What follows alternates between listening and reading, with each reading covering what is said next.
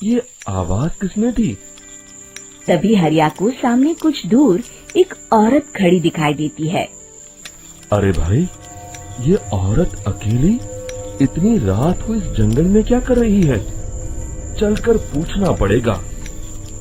फिर हरिया अपनी बैलगाड़ी उस औरत के सामने लाकर रोक देता है और उससे पूछता है, अरे सुनिए, आप इतनी रात को इस खतरनाक जंगल में अकेली क्या कर रही हैं? तभी वो औरत मीठी आवाज में कहती है, अरे हरु जी, आप आ गए। मैं कब से आपका इंतजार कर रही थी। वैसे तो यहाँ से काफी लोग गुजर चुके हैं, लेकिन मैं खास आपका इंतजार कर रही थी। अच्छा, तुम सच कह रही हो? मुझे तो यकीन नहीं हो रहा है। वो क्या है ना, आज तक किसी ने मुझसे इतने प्यार से बात नहीं की। हाँ हाँ हरु जी, मैं सच कह रही हूँ। अब देर मत करिए और जल्दी से मुझे मेरे घर तक छोड़ दीजिए। हाँ हाँ, कौन सी बड़ी बात है, अभी छोड़ देता हूँ। आप मेरे पीछे बैलगाड़ी में बैठ जाइए और मुझे रास्ता बताते चलिए। फिर वो औरत हरिया की बैलगाड़ी में बैठ जाती है और हरिया बैलगाड़ी हाँकता हुआ आगे चल पड़ता है। फिर उस औरत के बताए हुए रास्ते पर चलते चलते हरिया बैलगाड़ी लेकर एक काली गुफा के आगे आकर रुक जाता है। हरिया उस औरत से पूछता है, हाँ देवी जी, आपका घर कहाँ है? यहाँ तो एक गुफा के अलावा और कुछ नहीं है। तभी अचानक वो औरत हवा में उड़ने लगती है। देखते ही देखते उसका सुंदर रूप एक डरावनी चुड़ैल में बदल जाता है और वो जोर जोर से हंसती है। अरे तू तो एक नंबर का बेवकूफ निकला। तू तो बड़ी आसानी से मेरी बातों में आ गया। अरे मर गया रे, ये तो एक चुड़ैल है। हे भगवान बचा ले, ये तो बड़ी डरावनी दिखाई दे रही है। और फिर अगले ही पल हरिया की बैलगाड़ी में रखा सारा सामान हवा में उड़ता हुआ उस काली गुफा के अंदर चला जाता है और वो चुड़ैल भी उस गुफा के अंदर जाकर कहीं गायब हो जाती है। हरिया ये नजारा देख बुरी तरह घबरा और परेशान हो जाता है।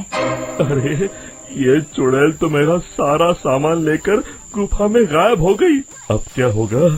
अगर मैं गांव खाली हाथ गया तो मालिक मेरी अच्छी खबर लेंगे। मेरी इस बात का कोई यकीन भी नहीं करेगा। फिर आखिर वही हुआ।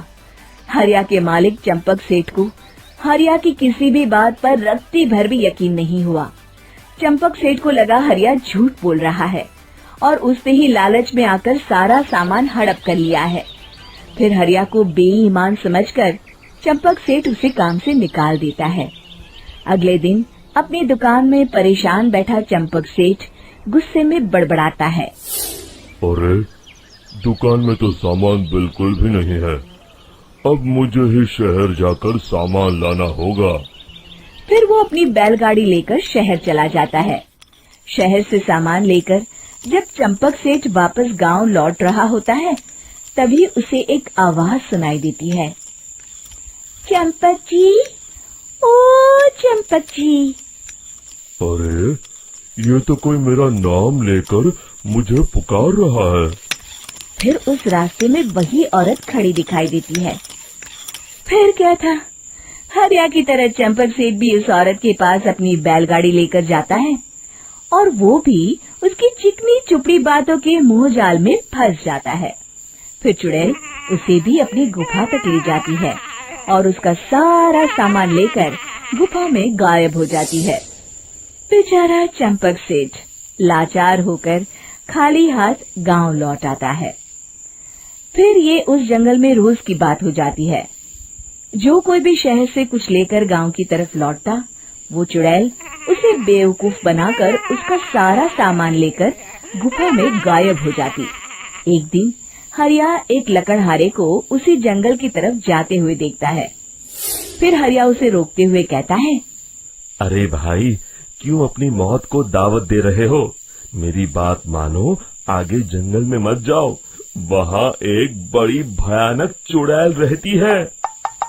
लकड़हारा हरिया की बातों को नजरअंदाज करते हुए कहता है, अरे भाई, मुझे पहले ही बहुत देर हो चुकी है, मुझे जाने दो भाई।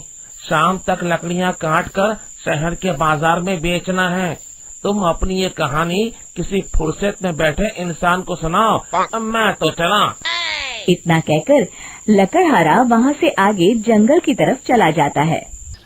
फिर अगले दिन गांव के मुखिया के घर के बाहर बहुत सारे लोग जमा हो जाते हैं। तभी हाथ में कुल्हाड़ी लिए खड़ा लकड़हारा कहता है, अरे मुखिया जी, अब आप ही हमें बचाइए उस जंगल वाली चुड़ैल से। हमारा सारा काम तो शहर से ही होता है। अरे मुखिया जी, उस चुड़ैल की वजह से तो मैं पूरी तरह बर्बाद हो गया हूँ। हम सबको मिलकर उस चुड़ैल का कोई इलाज करना पड़ेगा। तभी भीड़ में खड़ा वीरा कहता है, आप लोग चिंता मत करिए, कल से वो चुड़ैल किसी को नहीं लूट पाएगी। मेरे पास एक बहुत अच्छी तरकीब है। तभी चंपक सेठ उसका मजाक उड़ाते हुए कहता है, अरे तेरा नाम वीरा है तो क्या हुआ? तूने अभी उस चुड़ैल को देखा नहीं है? जाकर अपना काम कर, बड़ा आया। तब मुखिया जी कहते हैं, नहीं नहीं चंपक सेठ, मुझे लगता है हमें इस लड़के को एक मौका देना चाहिए। फिर सभी गांव वाले मुखिया जी की बातों से सहमत हो जाते हैं और वीरा शाम को एक बैलगाड़ी में कुछ सामान लादकर उस जंगल की ओर चल देता है। वीरा, ओ वीरा, कहाँ जा रहा है? तभी वीरा मुड़ के देखता है, वही चुड़ैल एक औरत के रूप में खड़ी है। अरे बहन जी, मैं आपको ही ढूंढ रहा था। देखिए, मैं आपके लिए क्या लाया हूँ। हैं? अरे वाह, तो खुद मेरे लिए इतना सामान लाया है। तू ही अकेला गांव में समझदार है।